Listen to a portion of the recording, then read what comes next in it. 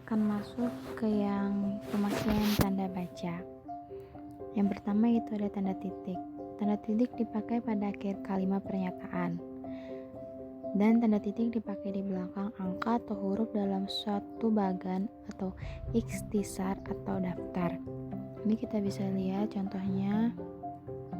Ini tanda titik yang di akhir pernyataan ini, dan tanda titik dipakai di belakang angka atau huruf. Misalnya ini huruf misalnya A, di belakangnya diakhiri tanda titik, angka 1, 2, dan seterusnya. Kemudian ada tanda koma. Tanda koma dipakai di antara unsur-unsur dalam suatu perincian atau pembilangan. Misalnya ini, telepon seluler, koma komputer atau internet bukan barang asing lagi, diakhiri tanda titik. Kemudian buku, koma majalah dan jurnal termasuk sumber kepustakaan, tanda titik. Kemudian tanda koma dipakai sebelum kata penghubung seperti tetapi, melainkan, sedangkan dalam kalimat majemuk atau setara. Misalnya ini, saya ingin membeli kamera, tanda koma, tetapi uang saya belum cukup. Kemudian tanda koma dipakai untuk memisahkan anak kalimat yang mendahului induk kalimatnya. Misalnya, kalau diundang, koma, saya akan datang. Karena baik hati, koma, dia mempunyai banyak teman. Agar memiliki wawasan yang luas, koma, kita harus banyak membaca buku. Kemudian tanda koma tidak dipakai jika induk kalimat mendahului anak kalimat. Kemudian ada tanda titik koma. Tanda titik koma dapat dipakai sebagai pengganti penghubung untuk memisahkan kalimat setara yang satu dari kalimat setara yang lain di dalam kalimat majemuk. Misalnya ini, hari sudah malam, tanda titik 2, anak-anak masih membaca buku. Kemudian ayah menyelesaikan pekerjaan, tanda titik 2, ibu menulis makalah, tanda titik 2, adik membaca cerita pendek. Kemudian tanda titik koma dipakai pada akhir perincian yang berupa klausa. Misalnya, berijazah sarjana S1 diakhiri dengan tanda titik koma. Kemudian berbadan sehat juga diakhiri dengan tanda titik koma. Kemudian tanda titik koma dipakai untuk memisahkan bagian-bagian pemerincian dalam kalimat yang sudah menggunakan tanda koma. Ini misalnya, ibu membeli buku, koma pensil, koma tinta, tanda titik koma, baju, celana, dan kaos, tanda titik koma, pisang, apel, dan jeruk. Kemudian ada tanda titik 2. Tanda titik 2 dipakai pada akhir suatu pernyataan lengkap yang diikuti pemerincian atau penjelasan. Misalnya, mereka memerlukan perabot rumah tangga, tanda titik 2, kursi, meja, dan lemari. Tanda titik 2 ini berarti dipakai untuk menyatakan sesuatu pernyataan lengkap yang diikuti serta penjelasannya. Misalnya ini tadi, hanya ada 2 pilihan bagi pejuang kemerdekaan. Titik 2, hidup atau mati. Itu karena diikuti pemerincian atau penjelasan dari pernyataan itu. Kemudian tanda titik 2 dipakai jika perincian atau penjelasan itu merupakan pelengkap yang mengakhiri pernyataan. Ini misalnya, kita memerlukan kursi, meja, dan lemari. Tahap penelitian yang harus dilakukan meliputi, sebenarnya ini ada tanda titik 2-nya di sini. Persiapan, pengumpulan data, dan pelaporan. Kemudian tanda titik 2 dipakai sesudah kata atau ungkapan yang memerlukan pemberian. Ini misalnya ketua titik 2 Ahmad Wijaya, sekretaris titik 2 Arsiti Aryani, bendahara titik 2 Aulia Arimbi. Kemudian ada tanda hubung. Tanda hubung dipakai untuk menandai bagian kata terpenggal oleh penggaris baris. Misalnya ini, di samping cara lama diterapkan juga dikasih tanda hubung, bawahnya kita sambung kalimat baru yang yang nyambung sama kalimat yang tadi, yaitu cara. Karena tanda hubung ini digunakan untuk bagian kata yang terpenggal oleh kalimat itu, yang akan masuk ke garis yang baru. Jadi kita kasih tanda titik seperti ini di ujung katanya, lalu kita lanjutkan di bawahnya dengan kata selanjutnya. Kemudian ada tanda pisah. Tanda pisah dapat dipakai untuk membatasi penyisipan kata atau kalimat yang memberi penjelasan di luar bangun kalimat. Misalnya ini, kemerdekaan bangsa itu, tanda pisah, saya yakin akan tercapai, tanda pisah, diperjuangkan oleh bangsa itu sendiri. Kemudian tanda pisah dapat dipakai juga untuk menegaskan adanya keterangan oposisi atau keterangan yang lain. Kemudian ada tanda tanya. Tanda tanya dipakai pada akhir kalimat tanya. Misalnya kita ingin bertanya pada seseorang dan di ujung kalimat kita bertanya itu kita memberikan tanda tanya itu karena kita ingin mempertanyakan sesuatu pada orang lain. Makanya kita harus menggunakan tanda tanya karena itu terkesan kita sedang memberi pertanyaan, bukan kita sedang menjawab. Kemudian ada tanda seru. Tanda seru dipakai untuk mengakhiri ungkapan atau pernyataan yang berupa seruan atau perintah yang menggambarkan kesungguhan, ketidakpercayaan atau emosi yang kuat.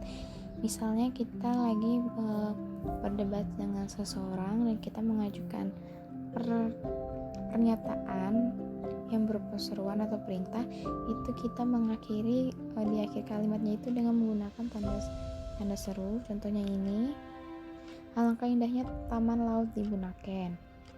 Karena kita menggunakan tanda seru ini menandakan kalau pertanyaan yang kita sampaikan itu merupakan sesuatu yang kita tidak percaya atau kita lagi emosi. Kemudian ada tanda elipsis. Tanda elipsis dipakai untuk menunjukkan bahwa dalam suatu kalimat atau kutipan ada bagian yang dihilangkan. Ini misalnya, penyebab kemerosotan titik-titik akan diteliti lebih lanjut. Dalam Undang-Undang Dasar Negara 1945 disebutkan bahwa bangsa negara ialah titik-titik. Kemudian ada tanda petik. Tanda petik dipakai untuk mengapit petikan langsung yang berasal dari pembicaraan, naskah atau bahan tertulis lain. Misalnya, tanda petik 2, merdeka atau mati, tanda petik, seru Bung Tomo dalam pidatonya. Tanda petik lagi, kerjakan tugas ini sekarang, tanda petik, perintah atasannya, tanda petik, besok akan dibahas dalam rapat. Tanda petik juga dipakai untuk mengapit jadwal sajak, lagu, film, sinetron, artikel, naskah, atau bab buku yang dipakai dalam kalimat. Misalnya kalau kita lagi sedang bikin makalah, kita kita menuliskan bab, itu kita bisa juga menggunakan tanda petik itu. Kemudian ada tanda petik tunggal. Tanda petik tunggal dipakai untuk mengapit petikan yang terdapat dalam petikan lain. Misalnya, tanya dia, tanda dia, aku dengar bunyi, tanda petik tunggal, kring-kring tadi. Maksudnya itu, tanda petik tunggal ini ada dalam kalimat yang mengapit petikan yang terdapat dalam petikan lain. Ini misalnya di sini ada tanda petik 2. Nah, sehabis tanda petik 2, di dalam kalimat tanda petik 2 ini kita menggunakan tanda petik tunggal karena itu mengapit petikan yang terdapat dalam petikan lain. Kemudian ada tanda kurung. Tanda kurung dipakai untuk mengapit tambahan keterangan atau penjelasan. Misalnya, dia memperpanjang surat izin mengemudi atau SIM.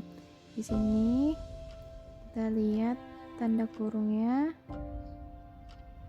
merupakan tambahan keterangan atau penjelasan, atau kita mungkin bisa sebut sebagai singkatan dari kalimat depannya tadi, yaitu surat izin mengemudi. Nih kita kasih tanda kurung jadi SIM. Terus kemudian ada tanda kurung siku. Tanda kurung siku dipakai untuk menggapit huruf, kata, atau kelompok kata sebagai koreksi atau tambahan atas kesalahan atau kekurangan dalam naskah asli di tulisan orang lain. Ini misalnya, sang sapurba tanda kurung siku, dengar bunyi gemersik. Kemudian ada penggunaan bahasa dalam karya yang harus sesuai tanda kurung siku kaidah bahasa Indonesia. Kenapa? Karena tanda kurung siku untuk sebagai koreksi atau tambahan kata yang salah atau kata yang kurang dalam kalimat itu. Kemudian ada tanda garis miring. Tanda garis miring dipakai dalam nomor surat, nomor pada alamat, atau penanda masa 1 tahun yang terbagi dalam 2 tahun takwin. Misalnya ini kita biasanya menemukan nomor-nomor di nomor ijazah, di nomor mungkin di nomor-nomor yang penting kayak STNK apa, kita bisa ngeliat kan biasanya ada nomor-nomor yang kayak digarisin miring kayak gini kan. Nih contohnya nomor .27 garis miring PK garis miring Mawi 2 garis miring 2013. Kemudian tanda garis miring dipakai sebagai pengganti kata dan atau serta setiap. Biasanya kan kita sering dengar mahasiswi atau mahasiswa. Ini contohnya gini, jadi kita tidak perlu menggunakan kalimat atau, tetapi kita bisa menggunakan tanda garis miring ini sendiri. Kemudian ada tanda penyikat atau apostrof. Tanda penyikat dipakai untuk menunjukkan penghilangan bagian kata atau bagian angka tahun dalam konteks tertentu. Ini contohnya. Kemudian kita masuk dalam penulisan unsur serapan. Dalam perkembangan bahasa Indonesia menyerap unsur dari berbagai bahasa, baik bahasa daerah seperti bahasa Jawa, Sunda, dan Bali, maupun dari bahasa asing seperti bahasa Sanskerta, Arab, Portugis, Belanda, Cina, dan Inggris. Berdasarkan taraf integrasinya, unsur serapan dalam bahasa Indonesia dapat dibagi menjadi 2 kelompok besar, yaitu yang pertama, unsur asing yang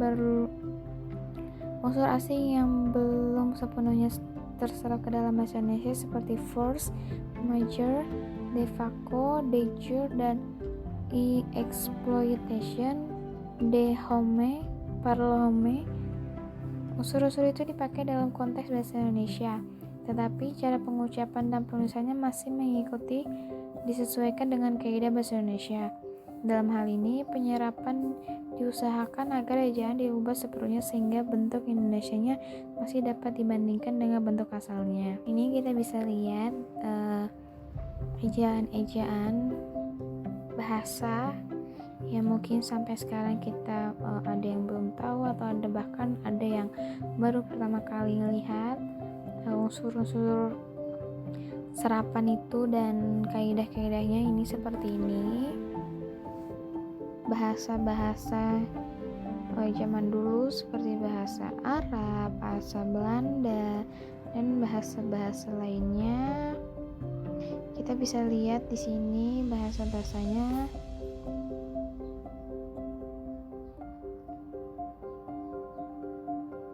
Ini kita ambil contoh yang ini. CC di depan OU dan konsonan menjadi K. Ini di sini kalimat accommodation, ini depannya ada kata CC dan yang di belakangnya menjadi K. Contohnya akomodasi. Tuh, kemudian di sini sentralnya di sini pakai C, di sini pakai S. Kemudian di sini ada lagi nih machine, nih pakai machine, belakangnya jadi mesin. Nah, dia berubah katanya di sini kan. Ini bahasa Inggrisnya machine itu bahasa Inggrisnya kayak gini, dan di sini bahasa Indonesia jadi mesin. Kemudian di sini charter, bahasa Inggrisnya charter, huruf depannya CH menjadi C yaitu charter. Ini masih banyak bahasa yang lainnya yang bisa kita pelajarin.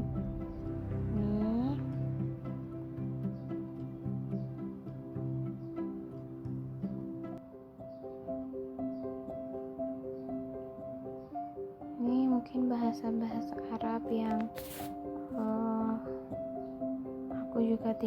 aku juga nggak mengerti gimana menyebutkannya, tapi di sini kalian juga bisa lihat ya kayak gimana. Nih.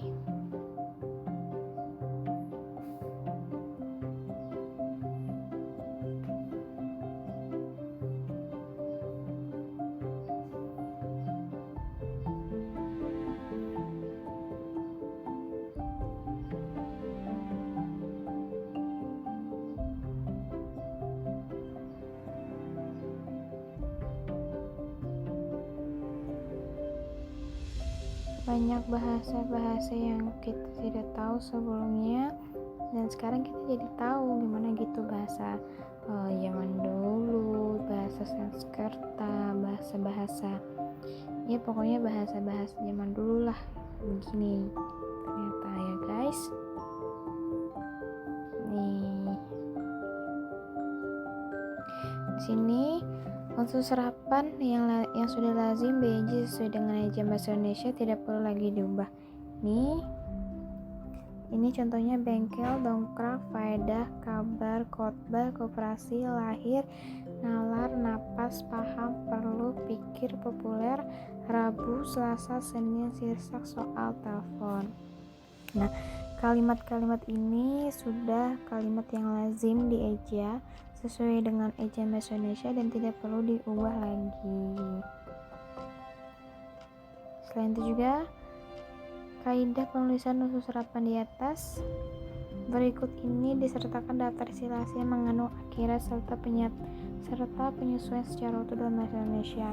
Jadi ini kalimat-kalimat yang mengandung akhiran, penyesuaiannya itu sudah secara utuh ke dalam bahasa Indonesia. Jadi bahasa-bahasa yang emang sudah